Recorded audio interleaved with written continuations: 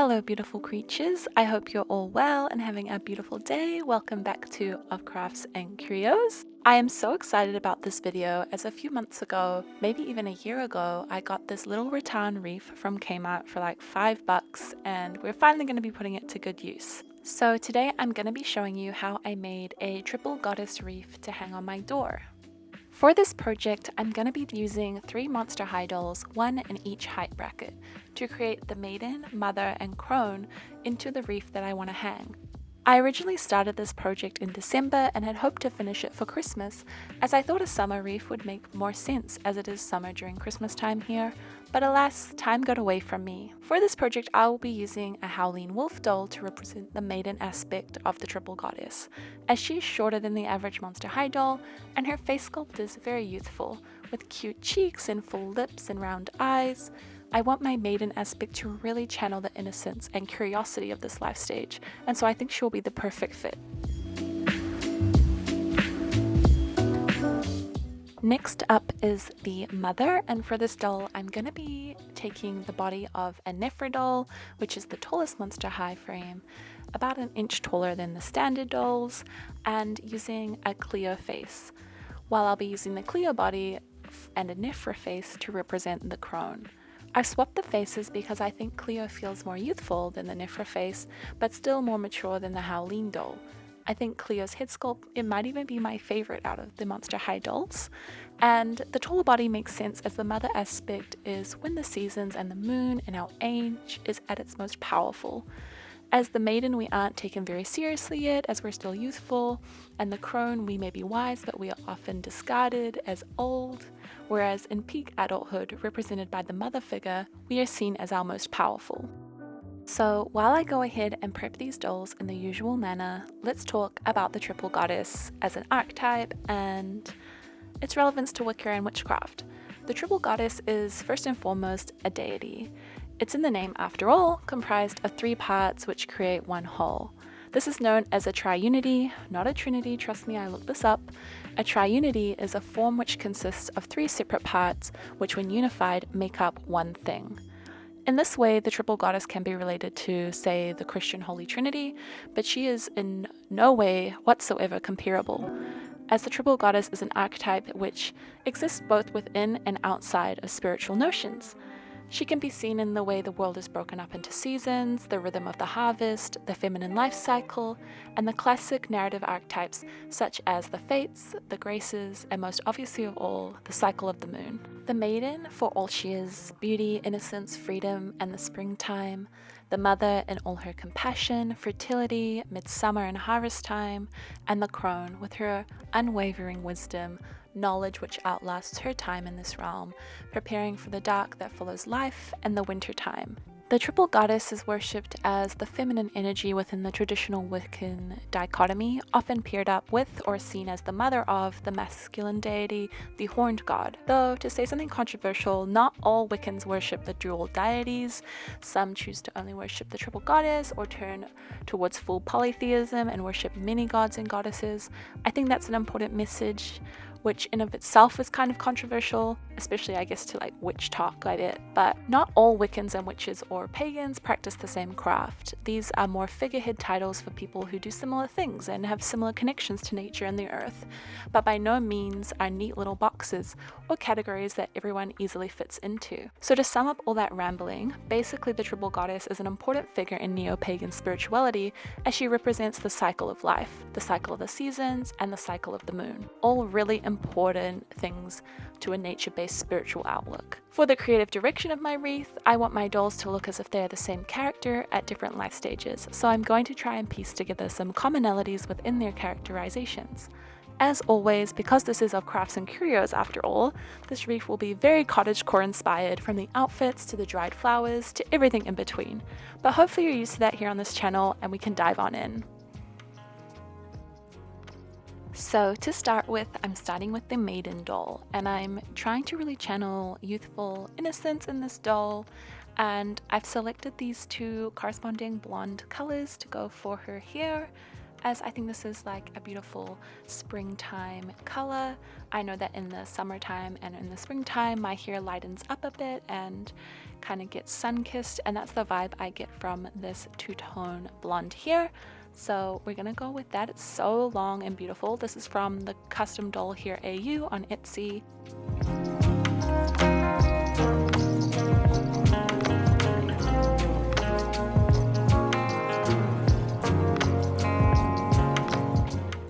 As for my mother figure, I am also going to go with hair from the Customdollhairau over on Etsy, and I've chosen a really gorgeous kind of coppery auburn, kind of medium light brown, because my mom is a redhead. Despite being a true blood Italian, she has ginger hair, and so when I think of images of the mother, I think of redheads. So that is the hair color I'm going with for this aspect.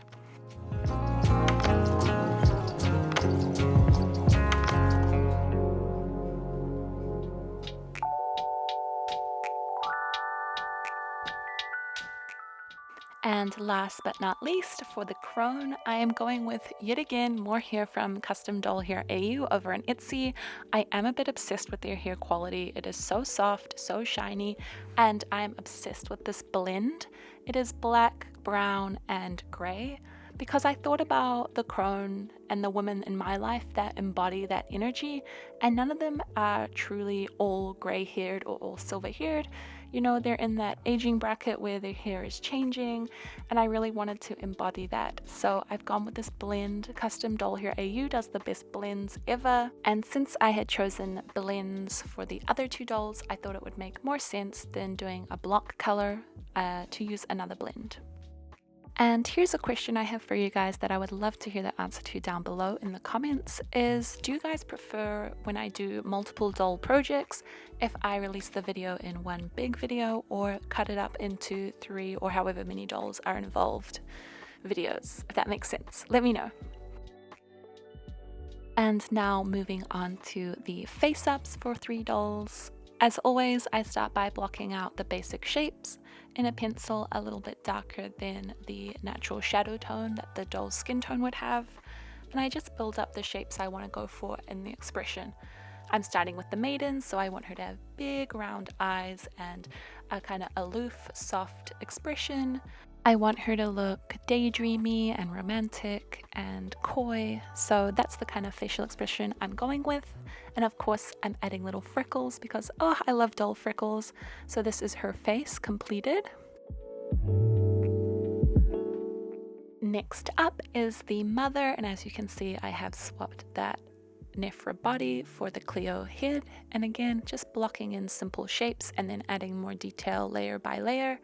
I am again going with inspiration from my own mother in this, so she'll be freckly and yeah, looking kind of soft and powerful at the same time.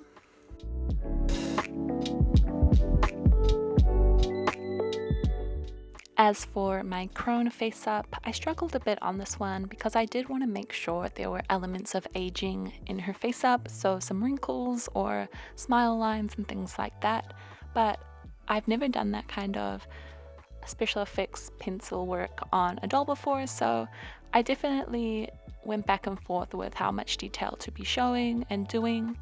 You might have noticed that the maiden looks off to the left and the crone looks off to the right. This is to kind of mimic the moon symbol of the waxing, full, waning moons that the triple goddess is often represented by. And here is all 3 finished face-ups. I think they really do have similar looks to them, and you can see the through line of the project and the relationship between each doll character. So I'm really happy with their faces. And just before moving on to clothing, I do want to make sure that I sculpt a little pregnant belly on my mother doll, as I think this is a clearer symbol of the fertility and power and femininity embodied with this stage of the triple goddess. So I'm just going to go ahead and use some milliput to shape that in and let her dry and cure.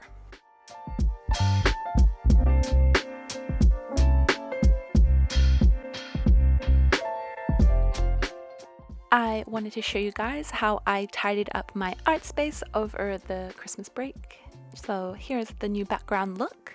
And moving on to our clothing, I'm starting with the maiden. I pulled her hair back to give her kind of youthful schoolgirl kind of hairstyle. And I'm gonna go jump into some spring colors and create a little springtime dress for her. As for the through line in the doll's clothing, to again connect them as one kind of idea, I'm using floral fabrics that have similar flower shapes and a commonality of this blue flower or blue flowers present in the fabric. And as always, because I simply cannot sew tiny clothes on a sewing machine, I am hand sewing all of these outfits in double time for you guys because oh my gosh, it takes so long. So you're getting it in hyper speed.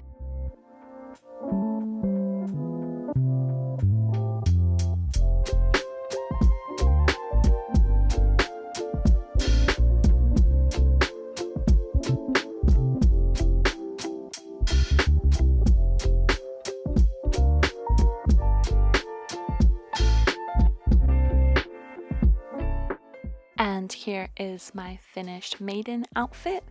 It is so cute and darling. I love the little corset or stay, and I chose these colors as they represent the Sabbats that around the time of spring, and I think it's just a really delightful spring outfit.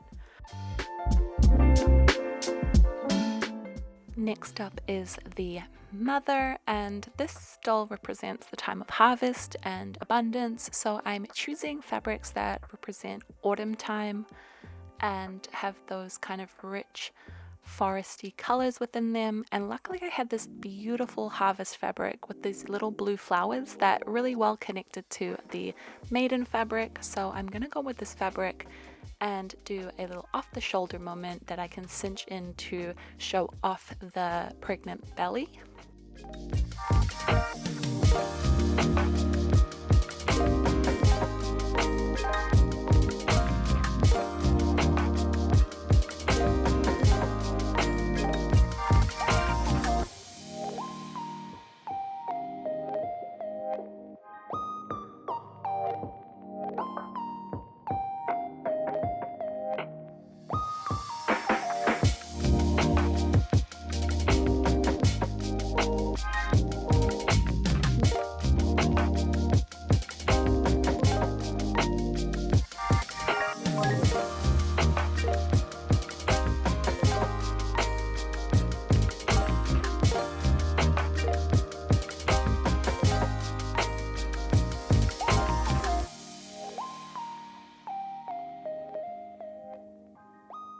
And here is the finished base dress. I'm just gonna cinch in her waist above her belly with a little brown ribbon, and she'll be all done.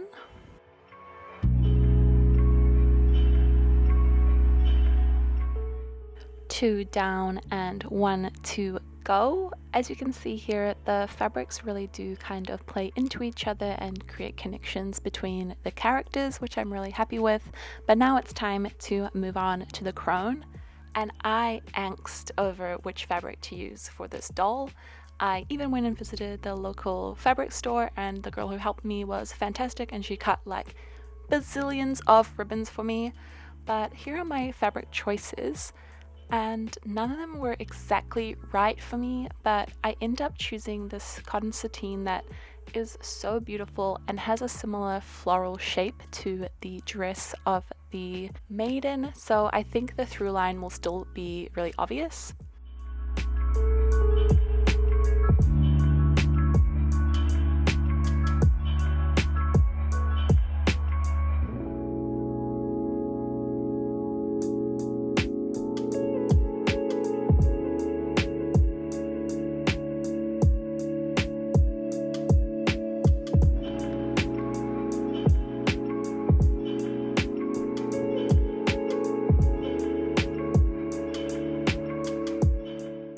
And here are my three girls all together. I think they look so cute, and I did go ahead and create some capes or cloaks off screen while I was watching true crime documentaries. I forgot to push record on my camera the entire time. I was just so engrossed in true crime. But here is a little evergreen for my maiden doll, a beautiful dark brown with orange trim for my mother doll, and of course a black cloak for the crone.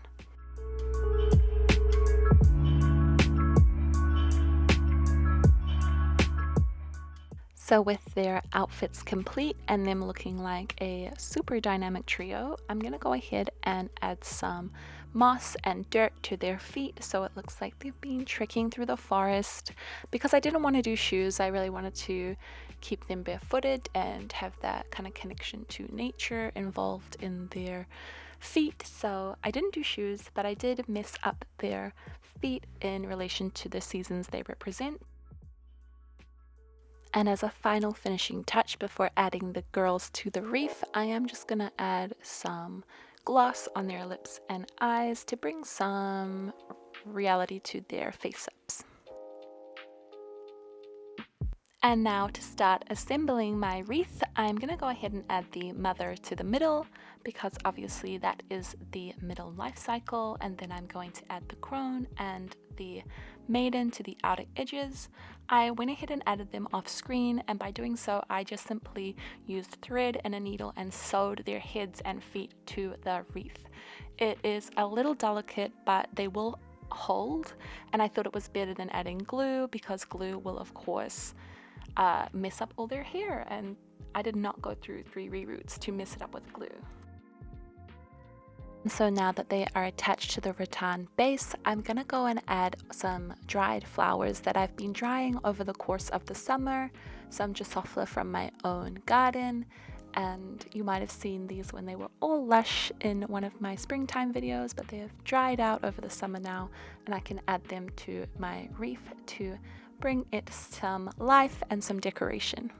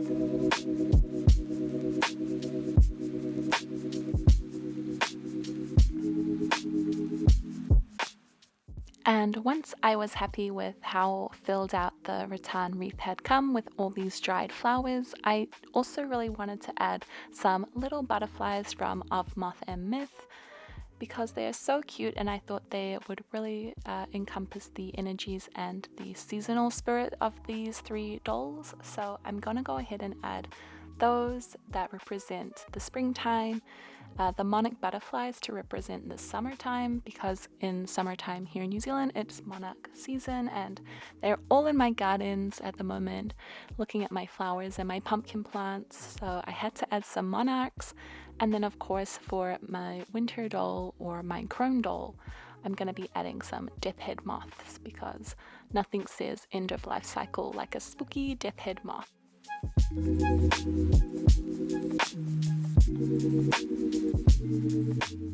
And with the final touch, I can go ahead and reveal the completed wreath. I'm so excited for you guys to see this. I'm so happy with how it turned out.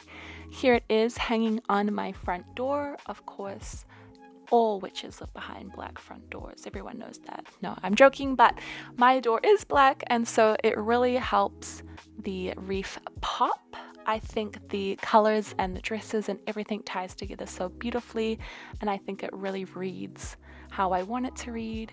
And I really hope you guys enjoyed this project because I had so much fun bringing the triple goddess to life in doll form. Let me know what you guys think about this wreath down below, if you would hang it on your door. And I can't wait to see you guys back here so soon with more crafts and more curios. So if you are new here, do hit that subscribe button because we're an ever-growing family and I would love to have you be part of that. And I can't wait to see you guys soon. Bye!